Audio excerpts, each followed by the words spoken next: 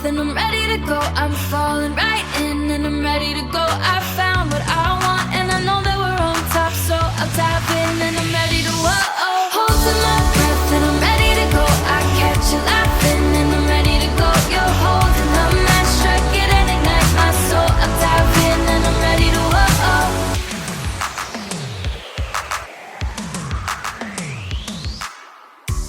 Welcome back, my friend. This has become kind of an annual tradition for us now. What started as a one-time conversation about the big changes in Vegas has turned into an annual thing. This is year number 3. Welcome back.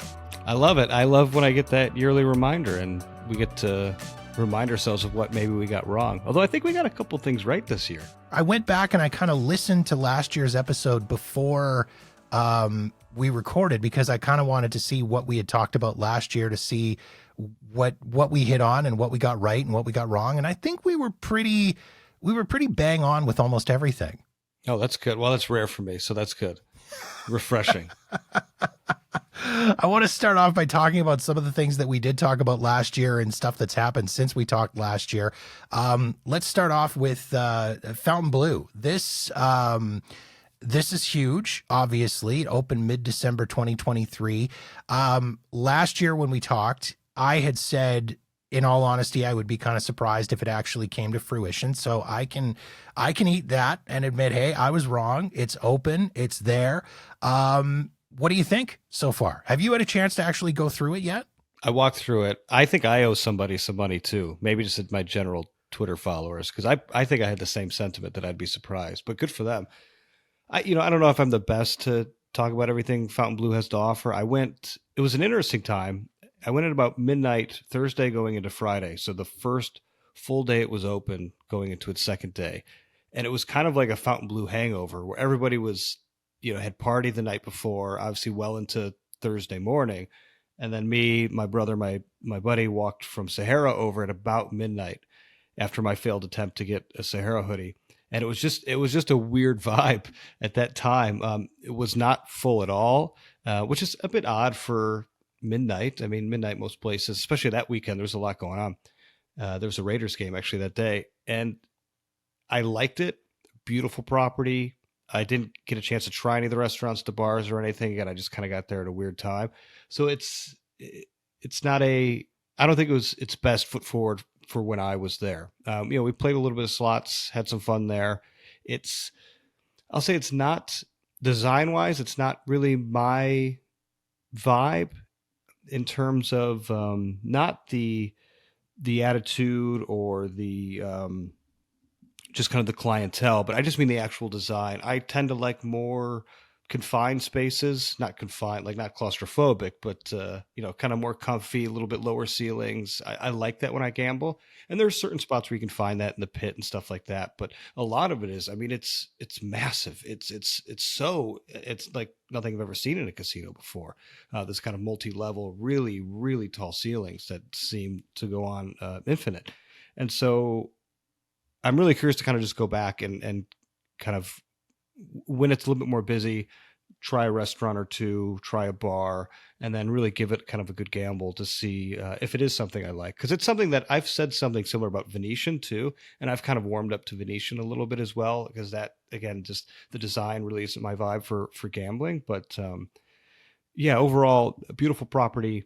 I think a lot of people are going to like it for how pretty it is, how dynamic the restaurant offerings are, and it just being another nice luxury resort. I do wonder how well it's going to do in its location, because it's got a really hostile direct competitor in Wynn very close by, and for that I'm a little bit worried for them. But it seems like they're trying to right the ship a little bit with a little bit of shakeup in executives. So it's one of those we'll see. Yeah, I had a chance. I just got back from a very impromptu Vegas trip. I just sort of decided. I woke up one morning and went, hey, you know what? There's seats, there's cheap rooms. I'm going to go. So I did. And part of my goal was to take a walk through Fontainebleau. And again, much like yourself, I can't really fairly judge its popularity because I was there at like 1 o'clock in the afternoon on a Monday. Mm-hmm. So again, not really a fair judge of how popular it was. I mean, obviously it was dead. It was 1 o'clock in the afternoon on a Monday. Mm-hmm. Yeah, beautiful property, spacious, airy, huge. That casino area, the ceilings in the casino area, is 40, 50 feet in the air, whatever.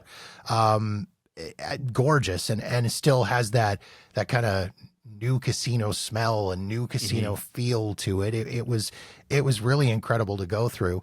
I just kind of thought it felt not quite as sterile or generic as Resorts World. It definitely does kind of have a theme to it. It's got a color scheme. It's got a feel that's sort of blue and white. It's very feels kind of elegant. That blue bar in the middle of the casino is obviously kind of the centerpiece of the whole thing, and looks really, really cool. Much like yourself, I think the biggest struggle they are going to face is the location. With nothing else really up there, you've got the Sahara, the Strat, Circus directly across the street, which is such a weird opposite ends of the spectrum. When you stand on the street and you look at one side and you've got the Dirty Clown, and then you look on the other side and you've got this multi-billion-dollar beautiful property that's directing itself right at the high-end high roller clientele. It's a very, very weird dichotomy. Yeah, they do have some really interesting touches in there. They've got the bow ties. The bow ties are their big motif. And so they have wonderful chairs on the gaming floor. So they're incredibly comfortable. They've got the little bow ties like sewn into them, into the design. Really nice touches. Actual glass where when you get your drinks, which is always nice. So I think really it's going to come down to are you getting good value there? And I don't mean that they need to be catering to low rollers by any mean, but if you're gonna steal some players over from, like I said, some hostile enemies very close, Venetian, Wynn, how are you treating the players that are putting coin in at a decent clip? And if they do that, then they have a chance because they have a lot to offer. That was another thing I'm actually a bit worried about is the actual size of the portfolio of their bars and restaurants. They have so many bars and restaurants, and can that many survive in that one building? Yeah, it's a big building, but there's only so many people that are going to be passing through that particular building. You think of, Wynn and Encore, which is, it's a large space, but, they have, they have fewer offerings in terms of restaurants and bars, but they get them right. And it's kind of the perfect amount for the size. And so I'm a little bit worried on about that as well, because everything I've seen is the restaurants and bars are fantastic. I'm wondering if they're cannibalizing each other potentially as well. They have had a few weird little shakeups and stuff too. I mean, we talked about the executives that have decided to, they've lost, was it 3 or 4 executives that have left, and they got a little bit of blowback on social media over Nacho Gate, which was, Nacho Gate was hilarious, but not hilarious. I mean, you look at what that all was. I mean, again, it was $24 for 6 individual nacho chips, and the response that came back from them was not exactly all that great. Well, we're trying to elevate the dining experience. Nobody wants the elevated dining experience in the sports book. They want nachos is what they want. Right. They, score one for Guy Fieri's trash can nachos here on this. Even people with money want good nachos. I mean, it's a universal maxim. Exactly. And even, Poppy Steak has been another one that's kind of blown up on social media that everybody's kind of laughing about. I mean, I look at this and I go, you know what? My steak doesn't need a stage show. If I want if I want a steak, I want to go somewhere like the Golden Steer. I want to go to Oscars, even Scotch 80 Prime that I've been to, even the steakhouse at Circus. They bring me my steak. They don't make me feel like I'm celebrating my birthday at Hooters, right? Which is kind of the way this even feels. Hooters is more tame. Yeah, right. It feels more low key. The Hooters celebration feels more low key than Poppy Steak. Yeah. It's just, it's very, very odd. I mean, do you think that Fontainebleau is going to do well? I mean, they're clearly going after this luxury market, this high end, high roller crowd. But I mean, initially when you go back and you look at somewhere like the Bellagio, so was the Bellagio, and they have kind of scaled back. So do you think Fontainebleau is going to go through that cycle as well and just sort of become a normalized resort? I think they have a chance. It really is going to depend on the direction they go. And I'm speaking from someone I don't really know what direction they should go, because they have more data than I do about, not only just kind of the macro market in Las Vegas, but the micro one as well for their, their particular casino. But every new property goes through kind of that curve. Cosmopolitan went through it as well, of really trying to figure out who they're marketing to, what the vibe in the casino is going to be, what they're going to offer, what their kind of value prop is going to be. And Fontainebleau is just going through some growing pains. Resorts World is still going through it. I still think Resorts World has a chance. They just have to kind of figure it out, because they have enough there to offer people. But again, it's what market are you going to try to capture? And like I said, if you're going for ultra luxury, which is what initially it seemed like, yeah, you're in a tough spot geographically, or just in a tough spot market wise. And but it's not something that can't be overcome, especially when you see how beautiful it is in there. That they can do some really dynamic things, and they have a lot to offer a particular type of gambler. It's just, can they find that niche and offer them, as I said at the beginning, that value prop to get them away. And you don't have to steal them away permanently. If you can get, these high-end gamblers away and just be thinking about, maybe I won't stay at Wynn. Maybe I won't be at Bellagio, or won't be at even, Mirage and getting the villas there. I'll give Fontainebleau a try every other trip or something like that. There's definitely opportunity there. So while I think I was more timid about giving them praise at the beginning, but that's mainly because I don't have too much experience there. And I think there are a lot of people that are a bit unfair to Fontainebleau, and I think there's a bit unfair to new casinos who don't hit the stride right away. I don't think that's a fair marker for success. So I don't know what Fontainebleau's success looks like, but I think once they figure it out, there's definitely an opportunity, because so many people love going to Vegas, and they could be a casino for someone, that's for sure. I think they're going to do really, really well with the convention crowd being where they are. I mean, essentially, they're right up the street from the Las Vegas Convention Center. And you look at any of those big conventions that roll into town, the big ones, CES, NAB, the Concrete Show, which cracks me up that that's one of the big ones. Huge. But anyways, those big ones roll in. If they start tying stuff in with Fontainebleau and bringing people over there, I think that's probably their biggest opportunity to win, is with that crowd. Yeah, that makes sense. MSG Sphere, or I guess now it's just the Vegas Sphere. MSG, I believe, is out of the Sphere business. This was something else. The Sphere business. It's hard to be in the Sphere business right now. This was something we talked about last year as well. It was getting into, it was still in relatively early construction stages at that point. And I think everybody was kind of looking at it and going, okay, this is a $1.5 billion, 18,000 seat venue. It's going to be work as a movie theater and a concert venue. Ended up opening late October of last year. Has really made a big splash on the city. I mean, more than anything, it's probably the most photographed landmark in Vegas right now. I think that's fair to say. That's fair. I think we were kind of right on this one when we talked about it, but one thing we didn't really consider was that exterior marketing aspect to it. But even at $1 to $2 million an ad, it's hard to put a dent into a billion plus cost. It sounds like a lot, but I mean, $1 billion is a ton of money. Well, they did have a quite a rocky start. I mean, Q4 2023, that was really the first quarter where they were open. I mean, they posted a $100 million loss, but I think a lot of people sort of unfairly jumped all over that initially and said, oh, $100 million loss, massive disaster. Keeping in mind that they hadn't really had an opportunity to do much at that point. Right. I mean, all they'd had was the U2 residency, the Postcards from Earth, the movie theater thing, which I still don't really get. And so, I mean, and some Formula One stuff. But other than that, at that point, they really hadn't had a chance to recoup any of those costs. Mm-hmm.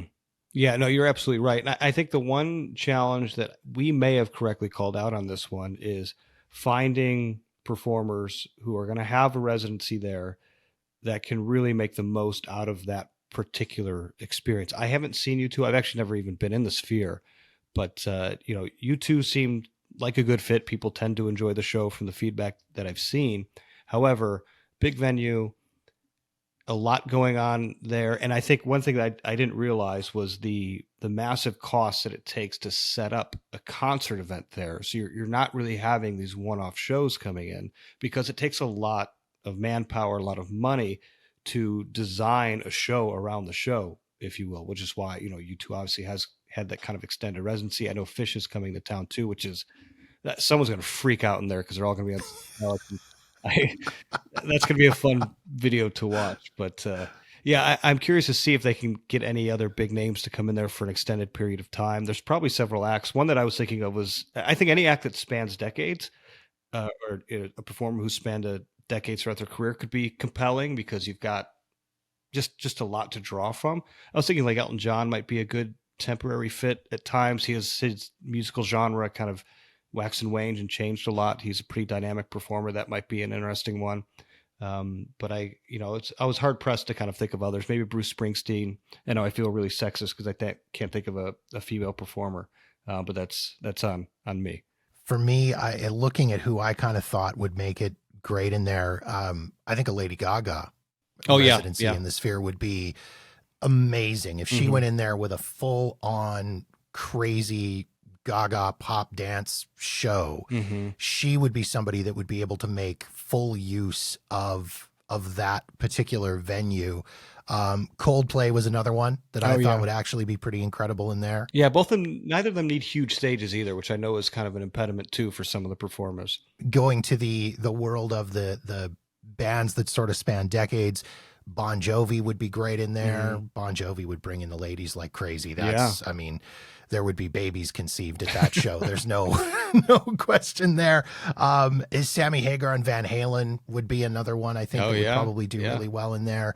After having seen Usher at the Super Bowl this past weekend, honestly, I think an Usher residency would actually do really well in the Sphere. I mean, these are good shows. I was blown away when they announced Fish.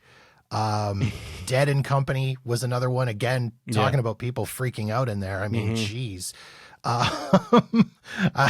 got, the NHL entry draft this summer, they're talking that's going to be there as well. The last one before they go to a non-centralized draft. UFC and WWE have shown interest in hosting events in there as well. So, I don't know if I get a UFC or WWE event in a venue like that. Yeah, that's weird.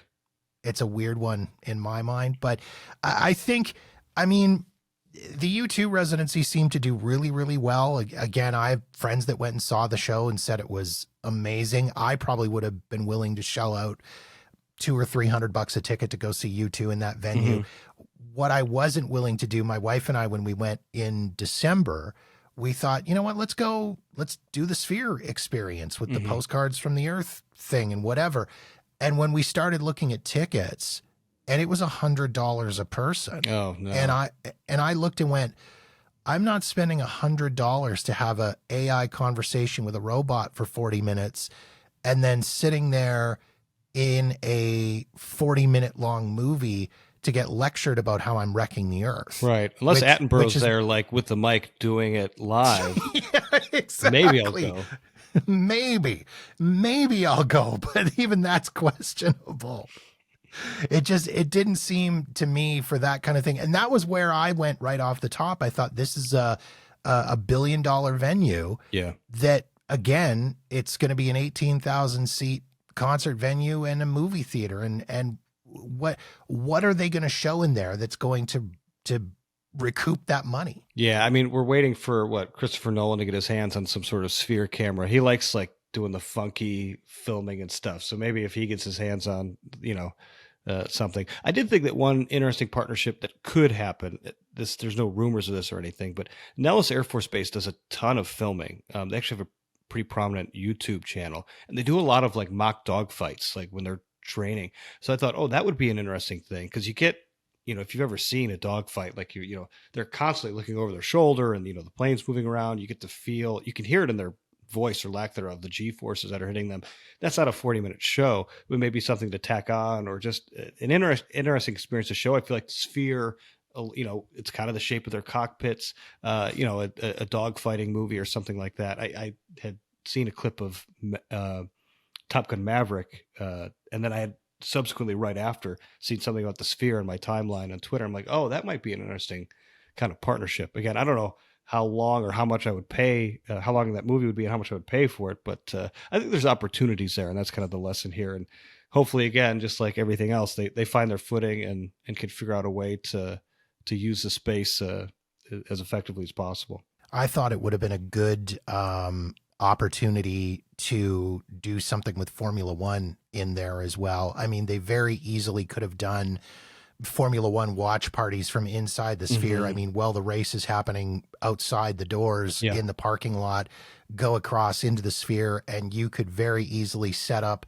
master video on the middle and then all 20 driver cams down the sides. And there's a lot of possibilities they could have done. And if they had shot out tickets for $50 a person for the race and whatever for that, they probably, that might have actually helped to gain a little bit of favor with the locals. Yeah, for sure. If they'd done something cheap and reasonable where people could go and watch the race and be near the action and enjoy it, that probably would have been. And I mean, who knows? Maybe televised sports is a possibility for them to go with for something like that. Yeah, March Madness, you got multiple games going on, and that could be something as well. People can go in and out as they please. I think you're definitely onto something there. Speaking of sports, I mean, the last 12 months have been a big 12 months for sports in Vegas. Let's talk Super Bowl, because that is, I would say, probably the freshest on people's minds. Just here recently at Allegiant Stadium. As much as I hate to admit it, I think it was a very successful event. I'm not an NFL guy. I'm more of a Formula One guy myself. But I think it was very clearly an incredibly successful event. I mean, people were excited to have it there. I know quite a few locals who were really smitten that Vegas was chosen. I know there's a lot of people who don't like sports. They'll call it sports ball, whatever. They think they're intellectually superior than people who like sports. But what sports has done for that city in terms of the locals having a passionate fan base for particular teams, and it bringing more events into town, to me, it's fantastic. I know it's really hard to accommodate every single business. Local businesses as well seem to always get stiffed when large events kind of come to town. But by and large, the Super Bowl seemed to go really well. I think as an event, it seemed to run really efficiently.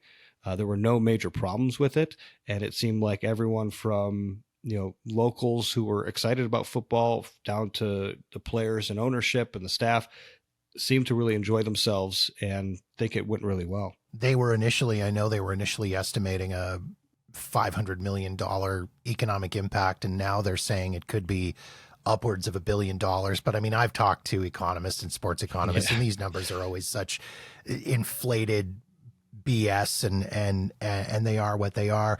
I mean, I kept sort of an eye on the big factors, of course, that people always watch are the room rates in Vegas, and I kept an eye on the room rates. I actually tracked them over a 12-week period because I kind of wanted to just see. And over the course of the 12 weeks, the rates dropped about 40% over the course of that time. When I started tracking back at the end of November, the average was like 800 and something a night. And by the end, I think it was like 4 or 5 something a night.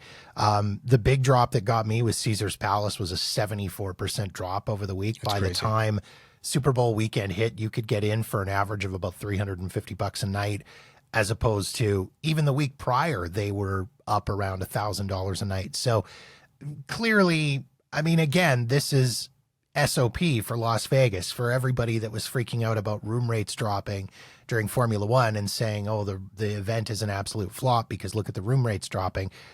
You and I have talked about this before. This is sort of standard operating procedure for Vegas, the way things go. Room rates are jacked up right at the start. Everybody gets in thinking panicked. Oh my God, I got to get a room. And then inevitably the weekend before or leading into the event, the room rates are down by 30 or 40%. This is just what happens. Yeah.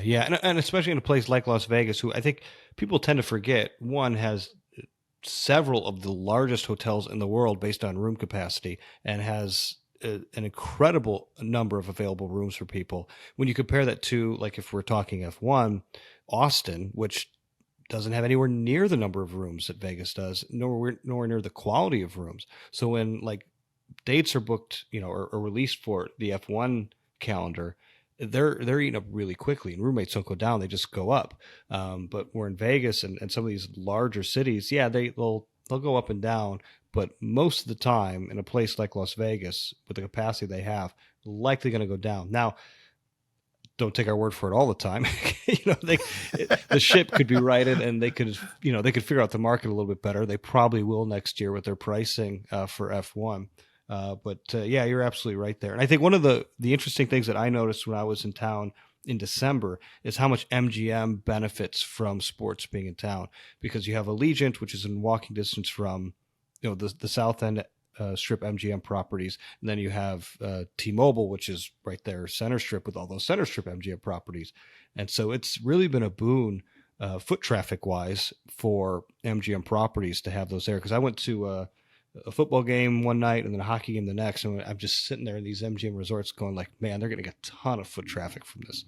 And I mean, I think they've got big sponsorship as well with all those events. I mean, BetMGM gets in on all those events, and they have some pretty large sponsorship in on those events as well. The interesting thing that I did find with Super Bowl, and kind of keeping an eye on it, as opposed to other sporting events that I've seen in Vegas, is the ticket prices never really dropped significantly, which is kind of different from what I've noticed in other events where I've always said, well, if you want to go to a game or go to an event, just wait until the day of and buy the tickets. The scalpers that snapped them all up, they fire sale them off within that last little bit just to, so they can get something for their investment.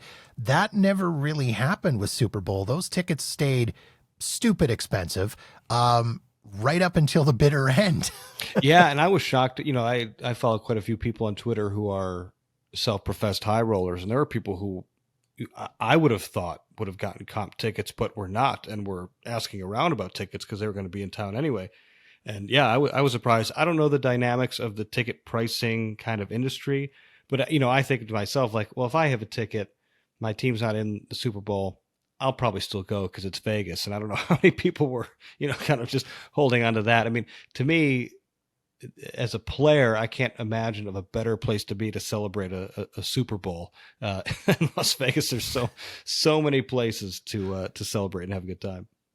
I did find, comparing it to other events, some of the things the NFL did to the Strip and the Super Bowl did to the Strip, which I kind of laughed about because it was maybe not quite as egregious as what Formula One did on the Strip, but it as a sort of the double standard side of it. I mean, they projected ads and animations on the side of Caesar's Palace, which, yes, looked cool, but I looked at it and went, okay, nobody's complaining about that. CBS Sports took over the Bellagio fountain and blocked off the front of the view with that. Maybe not quite as egregious as putting up a giant set of stands and cutting down trees that everybody freaked out about, but still affecting certain people's enjoyments of the fountains. Sure. The Mirage volcano was gone, was like Paramount taken Land. away from everybody. The what was it? The Paramount Mountain, the giant Dorito on the side of the Luxor. I mean, all of these things, I just kind of looked and went, nobody's complaining about those things. Is it just a case? And I brought this up with my friends when I was down there. I said, I think you guys just hate car racing. That's all there is to it. I think they just hate traffic and anyone messing up their traffic, and that's everything else was just. We'll complain about this too because it's happening, but yeah, traffic seemed to be the big thing. But I think there were definitely people who were very loud about complaining about it, and there were people who definitely their grievances were warranted because of the disruption it caused, especially if you live on one side of the city and have to cross the Strip to get to work. However, there were several locals that I talked to who were like, no, we love it. We're having a blast. It's a really cool thing. So, depends on where you get your information, I guess. They are talking about the Super Bowl coming back to Vegas, obviously. Now they're saying, putting it into the rotation, so to speak. They're talking about every 3 or 4 years having it in Las Vegas. does it reach a point? Do you think, does it reach a point where it's like, meh, novelty's worn off, nobody cares anymore? Well, the interesting thing for me was watching it. I don't think they used the city in their like promotion throughout, like even the game, right? They didn't overuse like, oh, we're in Las Vegas and like gaming theme and stuff like that. That didn't actually happen. So I don't know. I don't know, again, the overarching feeling about how the locals received it. But I think from an operations standpoint, from everything that I've heard, because it went so well and not effortlessly, but so smoothly, that's really what they care about. Vegas is always going to be a big draw for eyes because it's such a dynamic city. So if the NFL sees like, hey, this worked and it was really clean and easy, we had enough space for, our staff, our operational staff and everybody, the broadcasters and all that, then yeah, I can see it getting back into the rotation quite frequently just because of that. Talking of F1, I mean, again, this happened back in November. This was an event that, as we said, really did kind of leave a bad taste in the mouth of a lot of locals. There were the super vocal people that were just annoyed and aggravated about it. And then there were other people that came up with suggestions for solutions. I know, I think his name's Ross Mollison, who runs Spiegel World. He talked about how they lost money on Formula One weekend because they had to shut down shows and they couldn't, people weren't getting in. But he went with solutions as opposed to just straight up complaining about it, which I thought was great. I mean, again, 5 months of construction and traffic tie-ups. The local and small businesses said they were affected. There were show closures. I actually talked to one of my friends, my friend Kenny Davidson, who does the piano show, the Piazza Lounge at the Tuscany every Friday. Formula One weekend, they didn't get to do a show. Tuscany shut them down and said no show this weekend. And that was the first time in 10 years that he has been, other than COVID, has been shut down for a show. So I know there were a few entertainers that kind of had a bit of a bad taste in their mouths. Again, some of the spectators kind of got screwed over with the whole practice session stuff and the cancellations and the delays. You mean and that things first like that. race that was canceled? Was that The first race that was canceled? That whole thing. Yeah. I mean, what was your sort of overall thought and impression on F1 in Vegas? Yeah, well, I mean, I'll say I appreciate afterwards the very direct, specific impacts that we could hear, because I think what was overshadowing a lot of that was a lot of people saying, well, traffic sucks on the Strip. We're hearing that from tourists and from people who work there. And, in my mind, I think in the mind of many others, like, okay, well, is that enough of a complaint to warrant it not coming back again? There are a lot of people saying, well, it's not coming back again. It's over. We're like, well, no, that's not true. It's definitely coming back. But that overshadowed, I think, a lot of these very specific, worthwhile complaints to be raised from small businesses, from performers, as you said, and there's even, probably what I would say is different casinos up and down the Strip who are impacted more than others as well, that probably want to have their say into how F1 is kind of ingratiating themselves within the community and just the Strip as a whole. And I think they've got some work to do there. I know both of us are really excited about it. I think for people who I've talked to, they said they had a fantastic time, both locals and tourists who went and said, yeah, it was great. And it happened to be one of the best races of the season, which was odd because there was not a ton to fight for at that point in the season too. So I think the fact that it was a really good race helped. But yeah, there's a lot to iron out. And this happens every time they open up a new track and they start somewhere new. And so I'm hoping that next year they learn a lot. Construction obviously won't be as bad this year. I don't know how long it will take. But I hope they take that feedback seriously and do well to, like I said, kind of ingratiate themselves and see what we can do about mollifying some of these very worthwhile concerns. Yeah, I mean, I don't know that you would really call the event a smash success by any stretch of the imagination, despite the claims that came in from Formula One and from Caesars and MGM about how well they did and stuff. And you're right. I think being the first year, there's some major growing pains that they need to work through. People need to figure out that this year, I mean, as these as the race goes on, as things go on longer, obviously it's going to get easier. It's going to get better. It's going to get less intrusive into the lives of people. And I think there's a few things they need to work on to make it a little better for next year, ingratiating themselves within the community, doing a little bit more, maybe offering some better general admission packages and some better vantage points and things like that.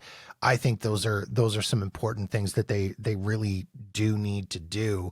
I think you're right in saying in what sports has done for Las Vegas. I think Vegas has really moved itself into proving that it's a sports city, from the Golden Knights to Formula One to the NFL to the impending arrival of Major League Baseball which is not all as of well all of received. the other things.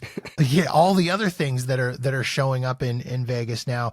But I think the city in and of itself needs to do some stuff to make sports better. I mean, I saw footage of what the traffic looked like following the Super Bowl, and it was an absolute shit show. It wasn't, quite frankly, the strip might as well have been closed based on what I saw. It was full on gridlock there. Something I think that they need to do in the city is they really need to work on better infrastructure for mass transit within the city, because you've been in Vegas on a weekend. I've been there on a weekend.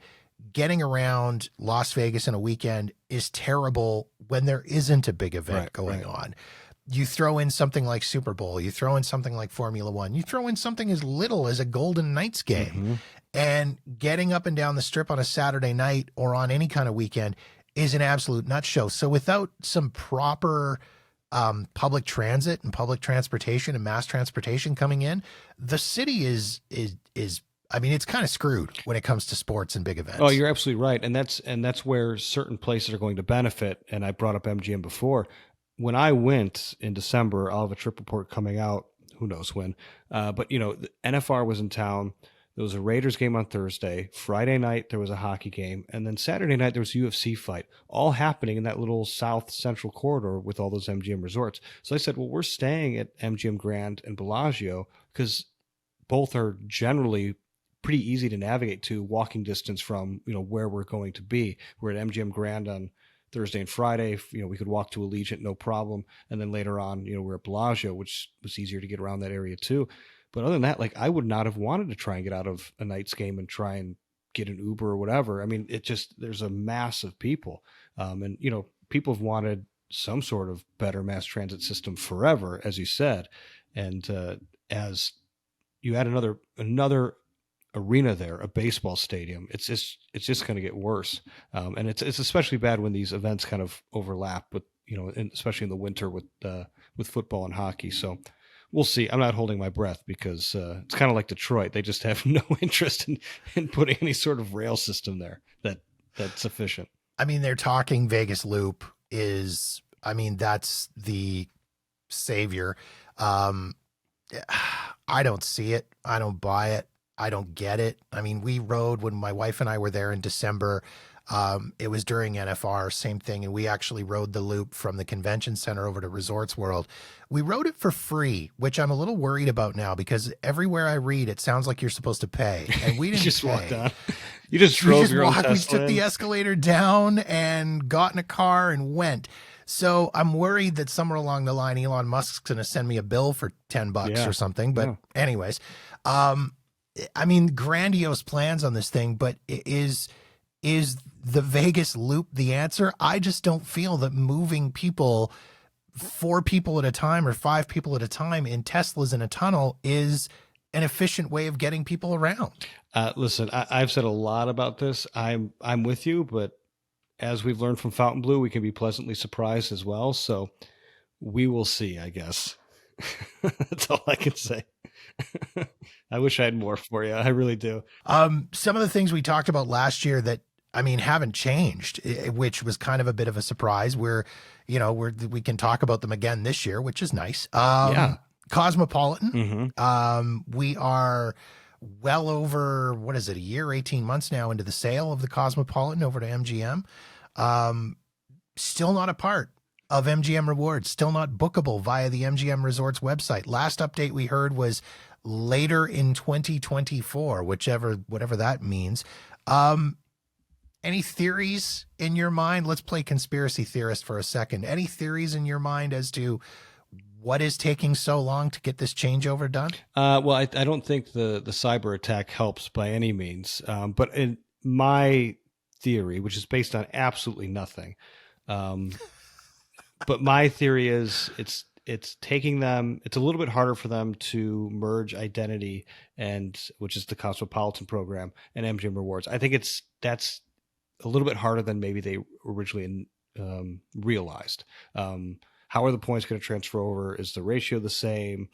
How are we pulling in all this data effectively? Because I don't think they want any hiccups to happen. And yes, I do think the cyber attack has had a significant cause in that particular delay. I mean, when I was staying at Bellagio, they were having hiccups at the front desk, at the elevator still, that they were blaming on the cyber attack. Now, I don't know. The security guard said, oh yeah, the cyber attack to that floor, or it's messing up with the elevator. So I'm like, okay, I don't know how much I buy, that, but certainly the front desk was having some issues still, and they were kind of venting those frustrations. But that's my kind of theory.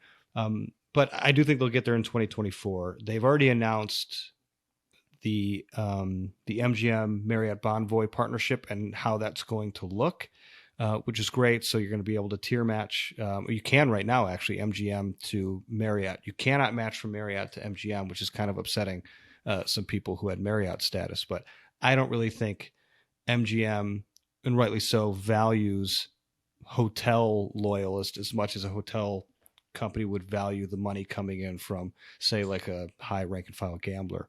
But then I think one of the more interesting things, and I tweeted about this today, was that they're going to have reciprocal point transfers. So your MGM points can transfer to Marriott, and your Marriott points can transfer to MGM. What that's going to look like, I don't know. I'm assuming Marriott points will transfer to rewards points for MGM. But as someone who I earn Marriott points just kind of on the side, just through different programs, that presents kind of a really interesting opportunity there, because I don't tend to stay at Marriott properties at all. So there might be some good value plays there, and that's something that I'm kind of watching out for.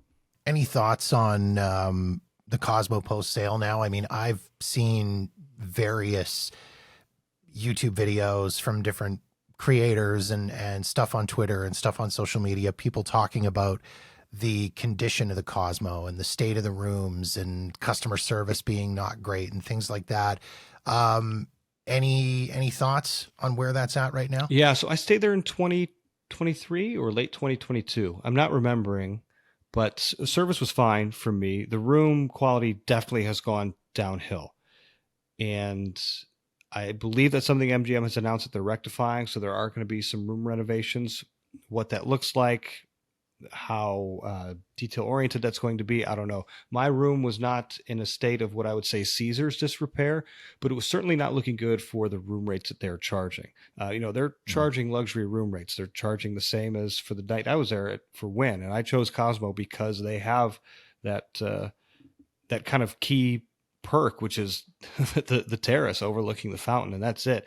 And so my hope is that they don't squander that really valuable asset they have in those unique rooms, because that can go stale for a lot of people very quickly. And I'll say that I'll give Cosmo another chance even without a renovation to the room. But if it's really the quality remains the same or continues to go down, I would take my money elsewhere at that point. Yeah, my wife and I did Cosmo. I think we talked about this in last year's episode discussion, that we had stayed at the Cosmo in, I think that was December of 2021 that we stayed there.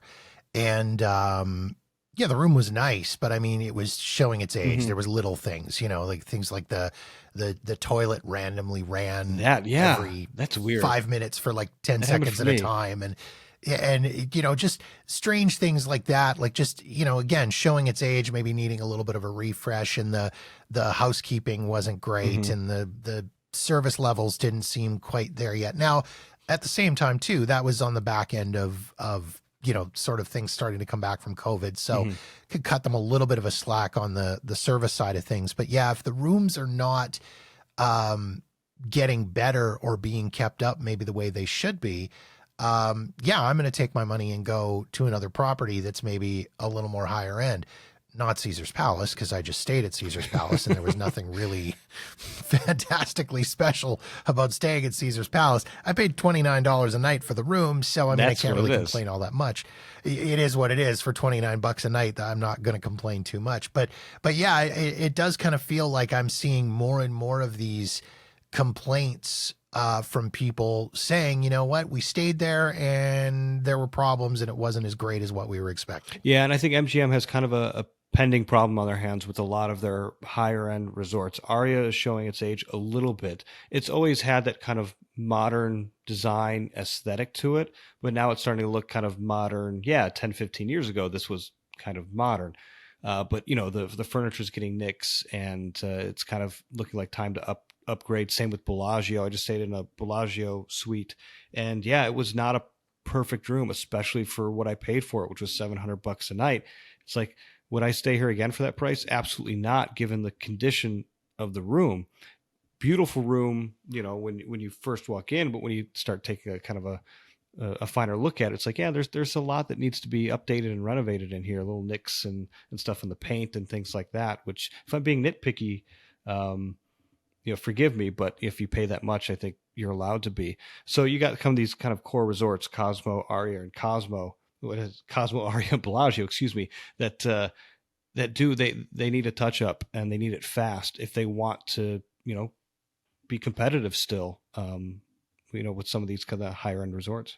Yeah, if I'm paying $29 a night for the room, I'm not complaining all that much. But if I'm dropping $700 a night, yeah, I'm complaining if the desk has scratches in the legs. Right. That wasn't, I didn't mean that as a humble brag, by the way. That was more of a, and I'll talk about when I release my show, but like that was always a suite I've wanted to stay in forever. I've been kind of eyeing it. And it was funny. I was at the front desk and I had it in my mind. I'm like, cause I think I'd paid $200 for the room that I was in. And I said, okay, cause she's going to offer me an upgrade. If it's $500 or less and it's a Bellagio suite, I'll take it because it's, you know, I haven't been to Vegas in a while and I don't know when I'm going to go again. So that's what I'll pay. And she goes, well, I can get you into the Bellagio suite. I said, okay. She goes, it'll be 500. I'm like, all right, damn it. You got me right on the nose. Called your bluff. Yeah. I hate when they do that. She was good. She's like a mind reader. Let's talk Mirage for a second. Soon to be, eventually to be the Hard Rock. When we talked about this last year, they had just sort of done the switch over from the MGM rewards over to the was it the Icon program that they have for Hard Rock. Again, things are really kind of running status quo over at the Mirage right now. They haven't done a whole lot to that property. I mean, there's been a couple of restaurant closures. They've done a few little renovations and some construction on the property. They shut down the big cat habitat and things like that. But I mean, really nothing too crazy going on at that property as of yet. No, nothing like physically, nothing seems to be moving that we can see. I know operationally behind the scenes, they're obviously you know, hemming and hawing and got work to do. But I will say that I think they've done a really good job of keeping players interested in that property, despite it not being one of the larger players in town. And despite nothing, you know, no hotel development. And again, that's another property that is aging a little bit, that does need to be looked at, but offering tier matches and their comps have been elevated compared to MGM. So I think people who like Mirage are still continuing to go there because they're being rewarded. And I think they're doing a good job of keeping people interested in that resort until all the changes are made, till that giant ass awesome guitar is built. And they've really got something, you know, to show for it. So I bravo to them for just kind of keeping things, as you said, status quo, but I think maintaining a solid player base to be interested in sticking around. I know everybody has kind of said they've thought the last couple of, I mean, they thought Formula One was going to be, that was going to be the catalyst to move things along for the guitar tower construction, because it's going right where the volcano is. And then when Formula One was done and they pulled down the grandstands and then they reopened the volcano, and everybody kind of went, oh, okay, well, maybe not. And then when they announced that the Paramount was coming in and putting in the Paramount Mountain and the virtual gondola ride or whatever, again, that's sort of going through the, oh, well, maybe this is going to be the end of it now. And I mean, they've got big plans for this property. That hotel, the Guitar Tower Hotel, has been approved. That's been done by the county, and they're talking about a revamped pool area and expanding the gaming area and theater expansion. So I mean, they've got big ideas. I would imagine they've got to get going on that soon. At this point, it might be a ukulele we're looking at the end of the strip if they don't get moving soon, or when that guitar is coming in. But yeah, I this one I almost respect how slow they're going in a way, because I'm sure they want to get it right. But it's not like they've never built a guitar tower before. They have plans for one. So yeah, I have no idea what the holdup is, but I don't know how many contractors that they could find that have ever built a guitar before. So maybe that's what it is. They're just not finding that right crew yet. The renderings look cool. It really does. I know people don't like it, but I think it fits in. I've always said, I think you feel the same, of like, bring that ostentatious stuff back. Like, people really dig it. I can't wait to see it. I said it last year and I'll say it again. I hope they bring back all that memorabilia that was in the old original Hard Rock. Oh yeah. Off the strip, because that was, for all of its faults and the location of where it was probably one of the coolest properties on the inside, just because of all of that cool rock and roll memorabilia, walking through, seeing the guitars, seeing the outfits, seeing the pianos, seeing the gold albums and all that. Yeah. That was cool shit. And I'd love to see that come back. Yeah, people liked Hard Rock too. The center bar there was fantastic. It really had kind of a bit of a cult following there. So giving it a bigger stage to let it play, that should be a lot of fun. Let's talk 2024. Let's talk predictions and thoughts for what's coming up this year. This is always fun because, again, this is the time when a year from now, you and I can sit down and see how right we were or how wrong we were on all these things. April 2nd, 2024 is going to be a red letter day in the history of Las Vegas. That's going to be the closure of the Tropicana as they get set to make way for Major League Baseball coming into town. The Tropicana, I mean, this is a property with a lot of history behind it. There's a lot of nostalgia, yet I don't know.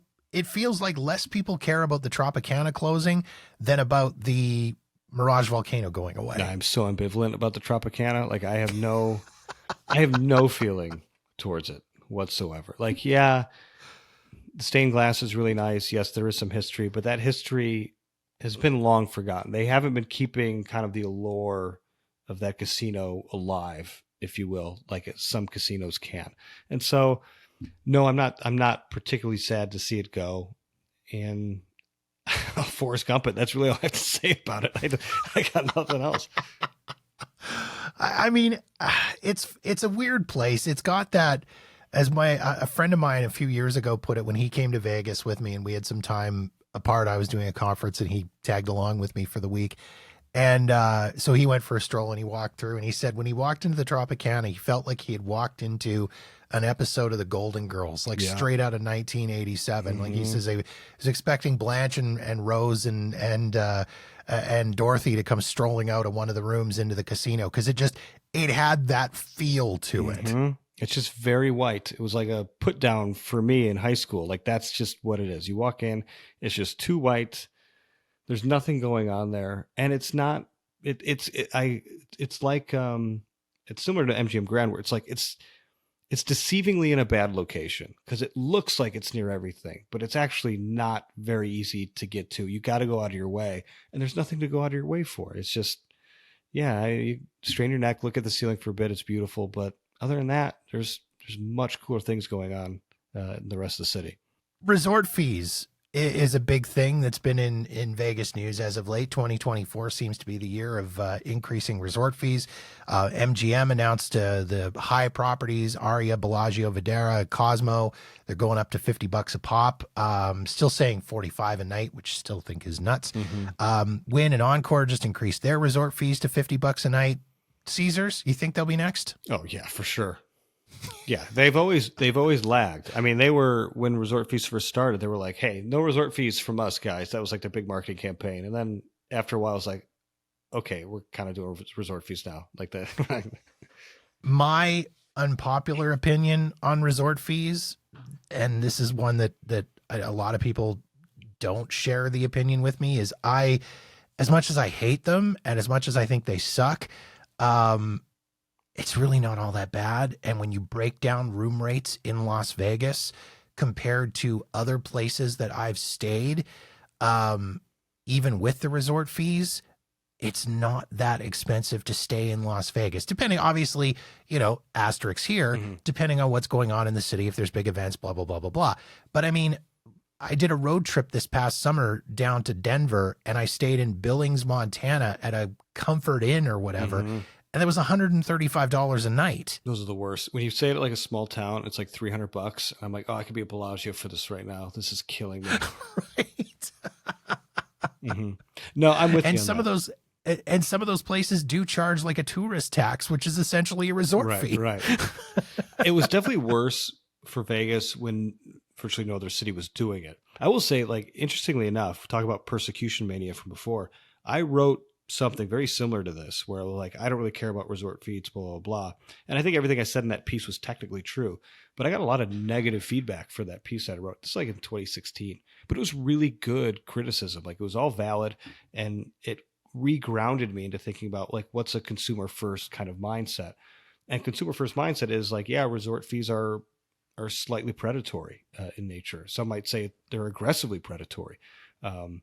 I think more and more people are aware of them now, so it's maybe less so. But I will say frontline employees, especially for new travelers, hate resort fees. Hotel employees who have no control over resort fees hate them because they're constantly the ones getting the negative feedback about them. They don't want to have to reveal that. They don't want to, deal with that with the customer. So it is a pain. I am with you though. I think grand scheme of things, Vegas still remains a really good in terms of hotel room rates, but yeah, I got nowhere to go but up right now because no one's acting against them. So I know there's some wins that the government's getting involved, but who knows? Let's talk Rio for a second. This is a property that's seeing a little bit of a resurgence in the last 6 months or so. They sold that property. I mean, it used to be a Caesars property. It was sold to Dreamscape 2019. Caesars operated until late last year. Dreamscape taken over. They've started doing a lot of stuff. They've done room upgrades. They're starting to do overall property refurbishment.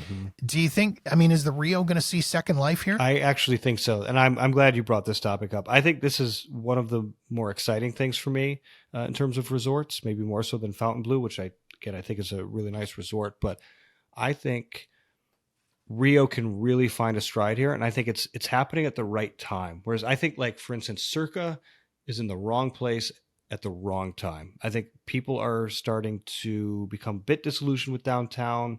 It's not the fun party scene anymore for some people. It's kind of just where you go to have a cheap room. But overall, the vibe is just, and the clientele, some people think is diminished. I'm certainly in that camp, so I'm not going to hide behind the phrase some people, me. And I don't want to spend $200 to $300 to stay downtown. Whereas I think Rio can really capture a growing sentiment that value is being lost at a rapid rate in Las Vegas. I think they can capture that. They're a bit off the strip, but their partnership with Hyatt, they've got some really cool room setups there. Their suites are just, the layouts are really neat. Some of the more interesting room layouts anywhere in Las Vegas. They can refurbish those rooms, get that Hyatt partnership established, because Hyatt's a really popular hotel brand domestically. Can find some really good value with point bookings through there.